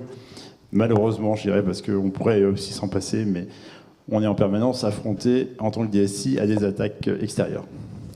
Et si je peux me permettre de rajouter, vous avez tout à fait raison de le mentionner, et voilà. Si je peux me permettre de rajouter, de faire aussi une autre pub pour l'équipe au sein de la DINUM TNT, transformation numérique des territoires, parce que en discutant lors du déjeuner avec certains d'entre vous, peut-être que parfois vous avez besoin d'un contact au sein de la DINUM, et bien n'hésitez pas à contacter cette équipe, c'est Patrick Rochman et Maria Kotora qui pilotent ce projet, donc voilà, n'hésitez pas à rentrer en contact avec eux, qui pourront ensuite vous orienter vers les bons interlocuteurs à la DINUM. Merci. Je crois qu'Elena Darui avait une réponse à apporter. Pour répondre sur le sujet de la cybersécurité, ça fait partie des formations qu'on propose aux usagers. Et puis on va être formé en interne à GPSEA ce matin et jeudi, donc peut-être qu'on sera encore meilleur en la matière. Ceci dit, c'est des réflexes à transmettre aux usagers, mais c'est beaucoup plus que ça, c'est-à-dire que c'est un esprit critique, des aspects de culture générale pour comprendre, est-ce que, pour lire jusqu'au bout l'adresse mail qui nous envoie des mails de phishing, pour se demander si vraiment cette personne a son numéro de téléphone et donc pourrait lui écrire, c'est vraiment tout un esprit de logique en fait à transmettre aux usagers. Donc en fait, c'est quand même très très long et c'est au-delà des réflexes que nous, en tant que professionnels, on peut avoir en se disant bon, ce mail-là n'a rien à faire dans ma boîte, évidemment, je ne clique pas dessus. Pour les usagers, c'est vraiment tout un arrière-plan de culture générale et de comprendre comment tout le numérique est construit et qu'il y a assez peu d'annuaires globaux en ligne de toutes les adresses mail pour comprendre d'où peut venir le danger et que tout n'est pas danger, mais qu'en revanche, il y a effectivement des choses dont on peut se méfier. Mais ça fait partie de ce qu'on propose en formation numérique aux habitants et ça n'est absolument pas facile, étant donné notamment le niveau en informatique des personnes qui viennent nous voir. Quand on apprend à créer sa boîte mail, avoir des réflexes sur comment je protège mes mots de passe, c'est un niveau encore beaucoup plus élevé. Merci beaucoup pour votre réponse.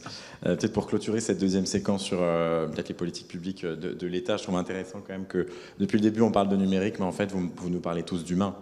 Vous nous parlez évidemment de moyens humains, de compétences, de design. Et en fait, quand on parle de structuration de l'offre et d'une offre pertinente et accessible, en fait, c'est ça. C'est la façon dont on arrive à exciper des besoins exprimés ou non exprimés d'ailleurs par les habitants et les usagers, des politiques publiques et des médiums de politiques publiques qui sont parfaitement adaptés à ces besoins-là, quoi. Donc merci pour cette séquence, Marine. Je passe la parole à Jeanne Carès-Deboc maintenant sur une partie peut-être plus partenariale sur la façon peut-être dont la Caisse des dépôts permet aussi de favoriser, de financer, de mettre en musique aussi des projets d'inclusion numérique auprès des collectivités locales.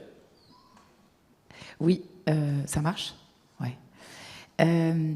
Oui, alors c'est une intervention un peu plus macro, hein, mais en fait, vous avez parlé tout au long de cet après-midi de pas mal de dispositifs sur lesquels nous aussi on intervient à la Banque des Territoires. En fait, ça fait 20 ans qu'on travaille sur l'inclusion numérique. Je ne sais pas si vous vous souvenez, avant des cyberbases, il y a un certain nombre d'années. Et donc, nous, on a plusieurs types d'interventions sur ce sujet. La première, c'est donc on a un partenariat avec l'État pour la mise en place de Maisons France Service. Donc des Maisons France Service, vous en avez sur votre territoire. Je crois qu'il y en a une à... je ne sais pas si celles-ci sont sur... je ne sais pas d'ailleurs si vous en avez sur votre territoire. J'en ai vu une à Bonneuil. Très bien. Et du coup, nous, en fait, ces espaces, il y en a 2500 prévus pour 2022, on en a 2200 aujourd'hui, et c'est vraiment des espaces où on accompagne les publics, et vous en avez parlé, hein, vraiment, à la gestion des démarches administratives. Donc, et ce qui est intéressant en fait dans les Maisons France Service, c'est qu'il y a plusieurs structures porteuses. Il y a vraiment une diversité de structures porteuses, associations, collectivités locales, opérateurs de services publics, etc. Notre deuxième volet d'intervention, c'est à travers, vous en avez parlé, donc ça, on opère un mandat de l'État. Donc c'est pour le compte de l'État, pour les conseillers numériques. Donc vous avez dit hein, que vous en aviez quelques-uns. Et eux, les conseillers numériques, c'est vraiment pour nous aider à l'autonomie numérique du quotidien, faire une visio, utiliser son smartphone, etc. Et nous, nous, on forme les conseillers numériques, on anime, on conventionne avec les collectivités. Et puis, on a vu là que y a pas mal, vous l'avez dit, il y a énormément de dispositifs qui accompagnent les populations. Et donc, on vient de créer, je ne sais pas si vous connaissez, les hubs territoriaux pour un numérique inclusif. Et là, c'est des têtes de réseau, en fait, il y en a un par région, pour accompagner tous ces accompagnants et pour animer, faire du partage d'expériences, etc. Dernier point d'intervention, on investit aussi dans des solutions pour proposer aux collectivités locales des solutions un peu clés en main. Et vous avez parlé de Coloris tout à l'heure, je ne comptais pas en parler, mais en fait, on a investi dans Coloris, on a investi en fait dans des startups pour que ces solutions puissent être proposées. On a investi aussi, vous avez parlé du pass numérique, on a investi aussi dans Aptic. Bon, et puis je vais arrêter de faire notre pub. Je vais parler de 2 initiatives qui sont un peu plus indirectes, qui sont pas portées par nous en fait, mais que je trouve intéressantes. Donc il y en a une, vous avez parlé tout de suite quand vous avez commencé, Madame Duboc, vous avez parlé de formation. Et nous en fait, on a un partenariat avec Pix. Pix, c'est une start-up d'État qui s'occupe d'évaluer les compétences numériques. Au départ, c'est un système d'évaluation des compétences numériques. Au départ, Pix travaillait pour les grandes administrations. Ensuite, Pix s'est mis à travailler pour les entreprises et puis on les a rencontrés, on s'est dit mais on devrait faire des parcours pour les agents des collectivités locales. Et on a fait un partenariat ensemble pour développer cette offre. Et en fait, il y a une étude du CNFPT qui est sortie il n'y a pas longtemps, il y a quelques mois, et qui dit qu'un tiers des métiers de la fonction publique territoriale vont être fortement impactés par le numérique d'ici 10-15 ans. Du coup, vous l'avez vraiment pointé, ce sujet, comment sont outiller nos agents. Et donc, avant la formation, nous, on a mis en place avec PIX donc, des parcours pour les collectivités. On vient d'expérimenter ces parcours avec 1200 agents, 35 collectivités. Et là, l'offre est publique. Donc, si vous êtes intéressé par cette offre, vous pouvez aller la voir sur le site de PIX, PIX. Et en fait, dans notre expérimentation, on s'est rendu compte que la plupart des collectivités en fait, qui utilisaient PIX, donc c'est vraiment une évaluation des compétences numériques de chaque agent, l'utilisaient pour les agents qui sont auprès du public. Donc vraiment, il y a ce besoin. Donc en amont de la formation, on a aussi, pour détecter les agents plus fragiles, cet outil. Et puis, deuxième sujet dont je voulais vous parler, alors là, c'est pas nous du tout. Il y a une start-up qui s'appelle Cap Collectif qui s'occupe de mettre de vendre aux collectivités locales des plateformes de participation en ligne. Donc, vous voulez faire un budget participatif, vous voulez faire un vote en ligne, savoir pour ou contre la réforme des rythmes scolaires ou je ne sais quoi. Eh ben, Cap Collectif peut vous proposer ça. Et en fait, dans la concertation citoyenne, traditionnellement, on avait les réunions de quartier, donc on touchait une certaine population. Aujourd'hui, avec le numérique, on arrive à toucher d'autres populations. Mais en fait, avec le numérique, on ne touche pas ces anciennes populations qui allaient, elles, dans les réunions de quartier. Et en fait, la Poste, alors là que vous connaissez, s'associe avec Cap Collectif pour une offre qui s'appelle Concerto, qui veulent expérimenter aujourd'hui, donc qui est toute nouvelle, cette offre Concerto, pour que, en fait, quand une collectivité lance une participation en ligne, eh ben, les agents de la Poste peuvent aller chercher les citoyens qui sont loin du numérique, pour qu'ils participent justement aux décisions publiques, à travers les kiosques en bureau de poste et aussi à travers les facteurs qui ont accès à la population. Et donc, je voulais partager cette offre que je trouve intéressante pour aller... parce que l'inclusion, c'est aussi comment on fait entrer d'autres populations dans les choix de la ville. Et j'en ai terminé.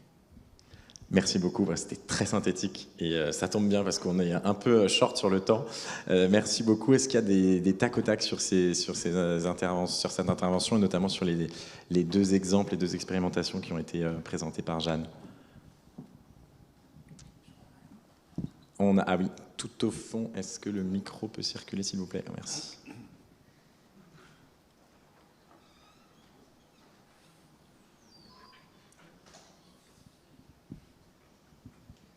Bonjour, Prune Bonivard, je travaille à Grand Paris Seine-Ouest à la direction de l'information géographique et de l'innovation territoriale. Et du coup, notre PT fait partie des 35 territoires qui ont expérimenté la solution PIX. Donc voilà, si vous voulez échanger avec moi après. Et on est en écosystème puisqu'on travaille avec 8 villes de notre territoire qui sont, je vais essayer de ne pas toutes les oublier, mais Boulogne, Issy-les-Moulineaux, Chaville, Vanves, Ville d'Avray, Sèvres, Marne-la-Coquette et il m'en manque un, Meudon. Nous sommes également en train de déployer la solution Cap Collectif pour notre projet de gestion des déchets, le PLPDMA. Voilà, la consultation aura lieu cet été. On a fait le choix de cette solution puisque nous avions déjà 5 villes du territoire qui étaient équipées de Cap Collectif. Donc voilà, c'est juste pour amender dans le sens de la Banque des territoires avec ce que nous avons mis en œuvre. Et nous ne nous étions pas concertés. Non, effectivement. Alors, gardez peut-être le micro. Moi, ça m'intéresse peut-être d'avoir votre retour sur l'expérimentation justement de PIX dans votre collectivité, en 2 mots. Alors, on a fait 2 expérimentations, c'est-à-dire qu'en tant que PT,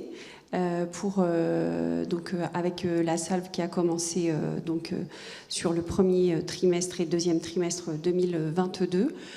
Du coup, ça nous a permis de tester, donc c'était porté par la direction des ressources humaines, et ça a été diffusé auprès d'une 50aine d'agents qui ont pu tester effectivement des parcours qui étaient déjà prédéfinis, et on a pu faire, nous, puisque c'était une solution qui venait d'être proposée, qui s'appelle Pixorga, donc on a fait aussi des retours sur qu'est-ce qu'on avait besoin quand on choisissait un parcours. Par exemple, on a besoin de savoir si le parcours il va nous durer 20 minutes ou 1 heure pour que ça motive les agents à pouvoir suivre le dispositif. Après, notre retour d'expérience n'est pas complet, mais ça montre aussi que l'enjeu, c'est qu'il faut que ça soit porté par les RH. Et du coup, il faut quand même un agent qui soit à disposition pour cette démarche-là. Et que clairement, si ce n'est pas porté, ça n'avance pas aussi vite qu'on l'aimerait. Ensuite, on a eu le retour de la ville de Boulogne qui, elle, a expérimenté la solution, mais avant qu'existe la solution Pixorga. qu'il avait déployé pour 320 agents et qui aujourd'hui était très satisfait de la proposition de Pixorga, c'est-à-dire avec des parcours prédéfinis. Je pense que c'est ça un petit peu l'enjeu, c'est-à-dire en termes de rapidité de mise en œuvre. Si vous voulez travailler sur la thématique numérique responsable ou faire un focus, le déploiement du télétravail et avoir un parcours assez rapide pour, on va dire, les compétences de base, ça vous permet tout de suite d'avoir un parcours ciblé sans vous prendre trop de charges sur la création justement de ce type de parcours-là. Et ensuite, en termes d'inclusion, la solution est très intéressante, mais par contre, elle nécessite à ce que ça ne soit pas fait en distanciel, mais que l'accompagnement soit fait en présentiel, puisque les agents qui sont vraiment déconnectés du numérique, du coup, souvent, sont aussi des agents qui n'ont pas forcément un ordinateur aussi dans leur fonction, et donc il faut aussi les accompagner, du coup, en présentiel. Et donc, tout ne passe pas par l'outil numérique. Voilà. Oui, parce que je ne l'ai pas précisé, mais c'est vrai que cette évaluation de compétences, c'est vraiment un outil numérique. Et donc, on a fait cette expérimentation et maintenant l'offre est déployée et on en tire. Merci beaucoup pour ce retour. Il y a un autre retour et vous avez tout de suite parlé de formation. C'est que les collectivités expérimentatrices nous ont dit, mais une fois qu'on a fait les évaluations des agents, so what? Et donc, du coup, avec Pix, on est en train de travailler à identifier, voilà, si vous avez identifié ça, voilà, tels parcours de formation sont possibles à proposer à vos agents. Merci beaucoup, Jeanne Carzewalk. Deuxième tac au tac à l'autre bout de la salle.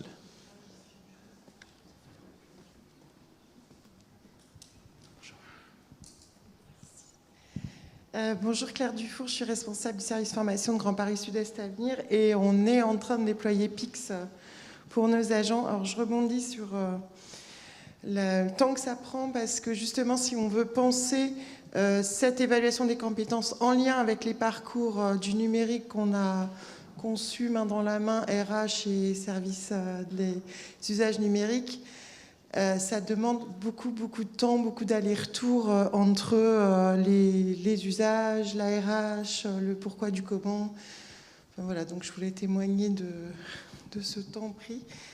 Et nous, c'est vraiment l'outil pour quel parcours demain. Et c'est un outil qu'on veut aussi en présentiel avec un accompagnement, donc en présentiel pour les agents qui en ont besoin, à distance pour ceux qui le souhaitent, mais aussi avec un accompagnement par un agent RH ou des usages numériques. Voilà. Merci beaucoup pour ce retour. Je m'adresse maintenant à Frédéric Havard, qui vous êtes responsable des partenariats innovants, des projets innovants chez Orange. Et je vous laisse la parole pour la présentation notamment de votre projet, plus que projet même, belle réalisation de Lab Orange. Oui, écoutez, merci. Alors moi j'ai aussi le privilège de passer à la fin et je crois qu'on est un peu short sur le timing. Donc je vais essayer de faire vite. En 2020, le groupe Orange a placé l'égalité numérique dans son plan stratégique Orange en 2025. Persuadé que le numérique était une opportunité pour toutes et tous. Et une des ambitions qui était placée dans ce plan, c'était de rendre le numérique utile à tous.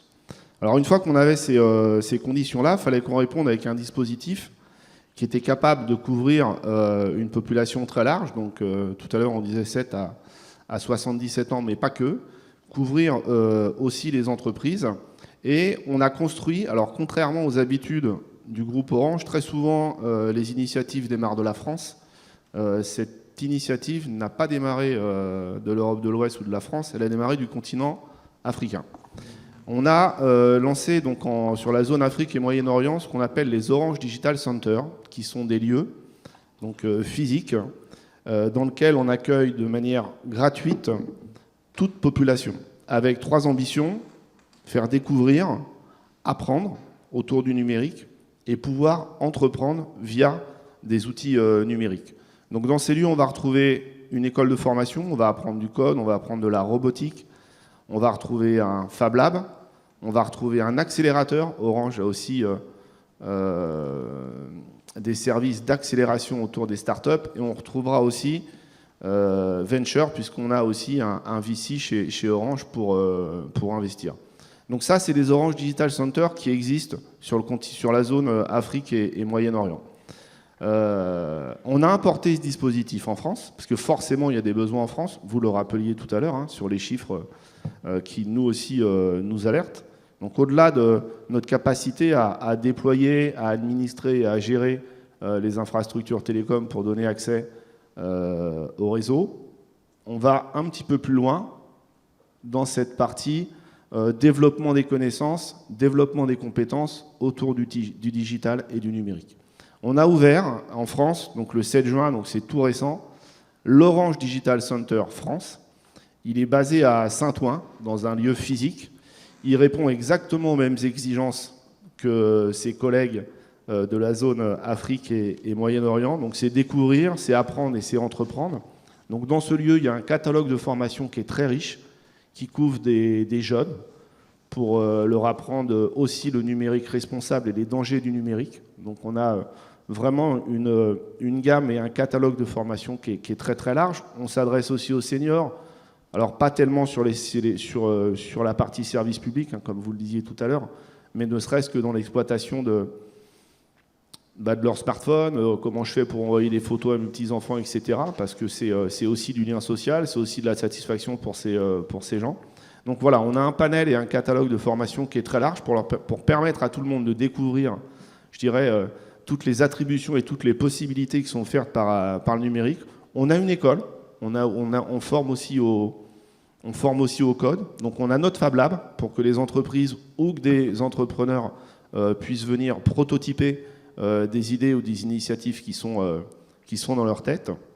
Et on accueille un programme qui s'appelle Femmes Entrepreneuses, donc qui est dédié à l'entrepreneuriat féminin pour les accompagner et les aider dans le développement de leur entreprise. Donc ce lieu, il a pris corps sur Saint-Ouen-sur-Seine, inauguré le 7 juin.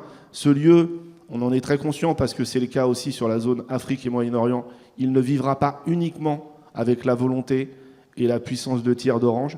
Il vit aussi, alors sur Saint-Ouen, la commune nous a énormément soutenus pour mettre ce dispositif en place. Il y a beaucoup d'associations qui vont le faire vivre. Et là, je passe un message, c'est-à-dire que ce lieu, il va prendre corps avec des associations, avec des médiathèques, avec des collectivités qui vont le faire vivre. Donc il est plutôt dans le nord de Paris.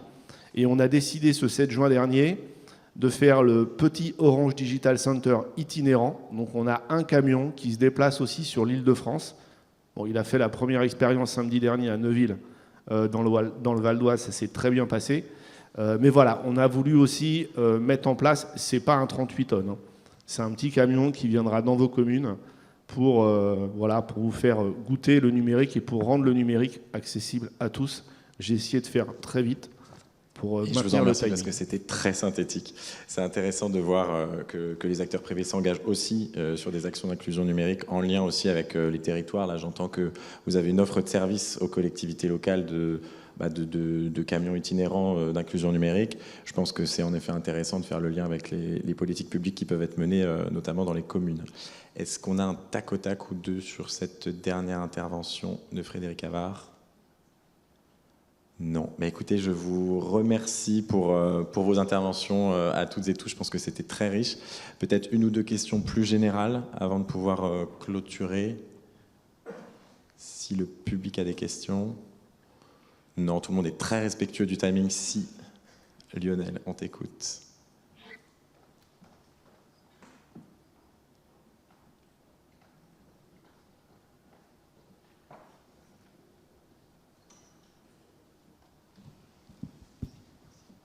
Oui, bonjour, Lionel Comon, mairie de Créteil, DSI.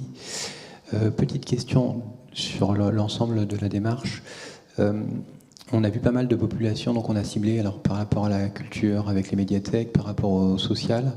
Est-ce qu'on a une idée par rapport à ce qu'on appelle le toutes et tous de la cible, enfin de ce qu'on couvre aujourd'hui avec l'ensemble des services qu'on a évoqués là? Et en gros, est-ce qu'on a identifié ce qui manque? Est-ce qu'il y a encore des populations qu'on n'a pas bien ciblées ou qu'on n'arrive pas à trouver? Lesquelles et comment? Est-ce qu'il y a des pistes pour les accrocher? Et puis il y avait une deuxième question, comme ça on va le faire d'un coup. Pour le dispositif des microfolies, c'est combien de personnes pour faire fonctionner ça au quotidien? Alors, je me permets de reformuler la question, mais tu me dis si j'ai mal compris. C'est peut-être, est-ce que les dispositifs qui ont été évoqués permettent d'aller capter des publics qui ne sont pas déjà des publics de nos collectivités, de nos institutions? C'est ça le sens de la question? Alors, je vous laisse peut-être répondre. Marine. Alors, moi, je vais la reprendre du côté, comme vous êtes DSI, côté déploiement de services publics numériques et de s'assurer que, en fait, on crée des services qui soient le plus inclusifs possible. Tout à l'heure, je parlais de recherche utilisateur, de confronter ces services ou ces idées, ces politiques publiques aux citoyennes et citoyens. Nous, très concrètement, pour aller, par exemple, on a des démarches qui concernent les agriculteurs, les apiculteurs, des directeurs d'entreprise, des comptables, des démarches qui sont aussi adressées aux professionnels. Et évidemment, donc pour recruter ces personnes et tester les services avec eux, et aussi pour pouvoir les rémunérer, parce que ces personnes, notamment des agriculteurs qui vont passer du temps à nous aider à faire remonter leur blocage, ils ont bien d'autres choses à faire. On utilise donc des entreprises pour recruter ces personnes de manière... Voilà, on ne va pas aller chercher notre cousin ou notre belle-mère. On va... Voilà, justement essayer de recruter des personnes, et il y a des sociétés françaises aussi comme Testapic, voilà, et d'autres, je ne veux pas faire de la pub uniquement pour qui existent aussi, qui peuvent vous permettre de recruter, et idem pour les personnes en situation de handicap. On s'appuie aussi sur des associations, on a aussi voilà, on est aussi en lien avec les médiateurs du numérique, et pour aussi voir comment les personnes peuvent être bloquées sur des usages aussi. Je peux faire une réponse très courte et très empirique, parce qu'on n'a pas mesuré exactement les trous dans la raquette. Quand on parle de désespoir pour remplir un objet administratif pour le lendemain, je pense qu'on touche une très large personne. Probablement mes collègues dans la salle pourraient répondre mieux que moi, mais en fait on a vraiment, pour renouveler un titre de séjour, on a absolument tout type de population. Pour certains ateliers numériques, on a notre public habituel. Pour ce qui est aide dans les démarches administratives, je pense que c'est un peu comme France Service. Au moment où les gens sont désespérés, le service public, c'est la famille de ceux qui n'ont pas de geek dans leur famille ou à proximité qui peuvent les aider. Après, sur faire rentrer dans une logique d'apprentissage et de formation, un peu comme ce qui est développé par Orange, j'aimerais être beaucoup plus optimiste, mais je ne suis pas sûre qu'on touche plus de 10% de la population pour les faire rentrer durablement dans cette logique-là. Mais à mon avis, c'est deux dimensions différentes. Merci beaucoup. Estelle Rousseau, on vous laisse répondre peut-être sur la partie microfolie. Oui, donc merci pour la question, parce qu'effectivement, c'est un vrai sujet. Comme je l'ai dit dans ma présentation, ça peut être, le musée numérique peut être installé et on peut appuyer sur le bouton et laisser tourner et puis revenir pour éteindre. Par contre, c'est pas vraiment l'objectif de cet outil. Donc, pour qu'il soit réellement utile et productif, il faut de l'humain. La particularité de notre microfolie mobile, c'est qu'on a rendu tous les modules mobiles et indépendants. Donc, le terme qui a été utilisé ce matin d'hybride, c'est réellement, pour nous, il convient parfaitement, puisqu'on a concrètement... Contrairement à la microfolie qui est présentée là, donc dans un kit mobile qui rassemble l'ensemble des modules, nous, on a fait le choix d'avoir des modules qui soient indépendants et qui puissent être déployés indépendamment les uns des autres sur différents territoires et en même temps. Donc, dans une idée un peu folle, mais ça va bien avec la microfolie, d'avoir une photographie aérienne de 20 communes avec chacune un outil microfolie. Alors, ce n'est pas encore le cas, hein, mais ça viendra. Maintenant, effectivement, si on a un module par ville, il faut forcément quelqu'un derrière. Actuellement, il y avait moi, et puis, parfois, oui, une volontaire en service civique, donc deux, du coup, qui couvrent la totalité de l'année, et puis une personne sous un contrat adulte relais qui était mis à disposition, donc sur la moitié de son temps. Cette personne était recrutée par la MJC, donc d'une ville, et mise sur la moitié de son temps sur un travail avec la microfolie, donc travail de réseau sur la commune sur laquelle elle était recrutée, et un travail de déploiement du musée numérique sur l'ensemble des 20 communes de l'agglomération. C'est un travail que j'aurais voulu pouvoir mener. Je quitte l'agglomération, donc du coup, c'est pas moi qui le mènerai, mais pour autant, je l'ai un peu lancé et je donne Je donne ça à qui voudra le reprendre, mais c'est une possibilité de travailler avec les communes, justement, dans cette même idée de mutualisation des personnels vers un outil qui, en fait, leur bénéficie. Donc, ça se fait actuellement, on est en médiation et en itinérance sur la médiathèque Schweitzer, donc à Damary-Lélis. Cette médiathèque a du personnel qu'elle met à disposition à certains moments des médiations. Donc, je suis là. Quand on fait un atelier, comme vous avez vu des images, donc en fait, voilà, l'atelier plus le musée numérique, ça fait quand même 2 espaces à gérer. À 1, c'est difficile. À 2, ça se fait très facilement. Et puis aussi, c'est prendre appui sur les associations locales. Donc, ce matin, on a eu une médiation avec des CE1. Donc, il y a la médiatrice culturelle qui accueille le public scolaire, mais il y a aussi une association de médiation animale qui vient. Et du coup, c'est une collaboration et ça fait travailler l'ensemble du tissu partenarial du terrain, du territoire. Donc, voilà, c'est des exemples.